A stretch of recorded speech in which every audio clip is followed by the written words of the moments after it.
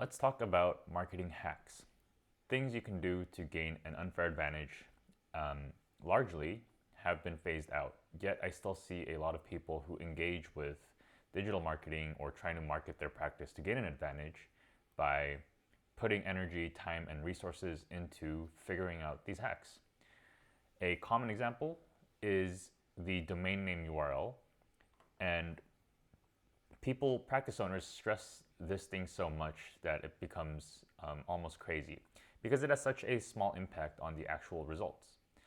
Yet they look to include things like the city name, they look to include things like dental, dentistry, orthodontics,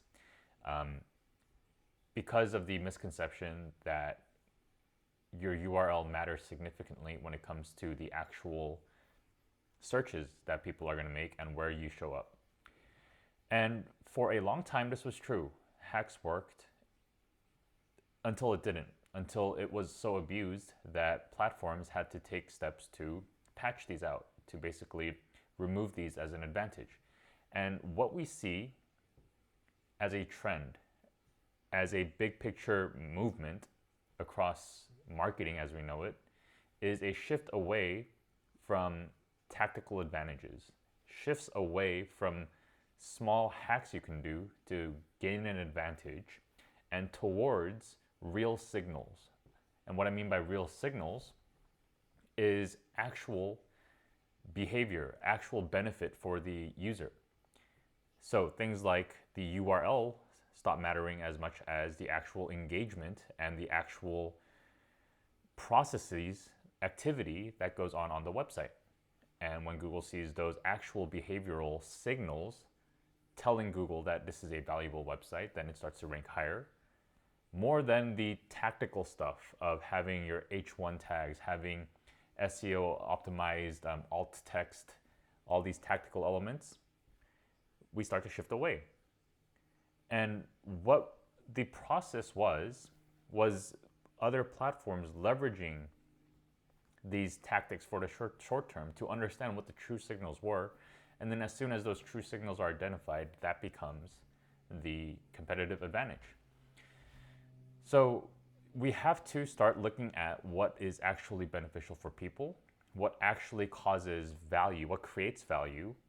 And when you understand that and shun the tactics, start to ignore all the things that people stress out about. Well, not ignore completely, but start to not regard it as the ultimate priority, as the end all be all, then we can start to actually focus on the actual creation of value for the people we seek to serve.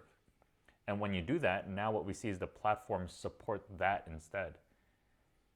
And so that's a little rant because I feel like a lot of people focus too much on the tactical elements. And they see marketing as a way to game the system in order to gain an advantage. But really what marketing is how can you leverage new technology, new ways of communication, new ways of presenting and connecting with people in order to create more value in the world, to connect with more people, to align with them. And ultimately, the ones that do that the best are going to be rewarded by the systems. The systems are always playing catch up because they are creating a theoretical model of what value is, and the platforms that nail that theoretical model the best to true value, if they can align closest with what actually delivers value to patients, then that platform wins because every user will go on that platform rather than the other platforms, right? So our goal should be to be the ones who are of creating true value. And when you do that, we just trust that eventually the systems will catch up. Another example is AI chat. As new technology comes in, people start focusing on the latest trends, like what other hacks can we do to be ahead of the curve in terms of now AI chat, like AI searching.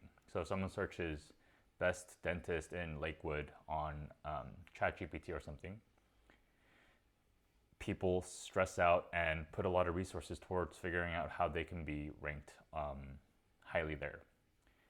And again, it goes back to the idea that all these platforms are doing is trying to align to true value.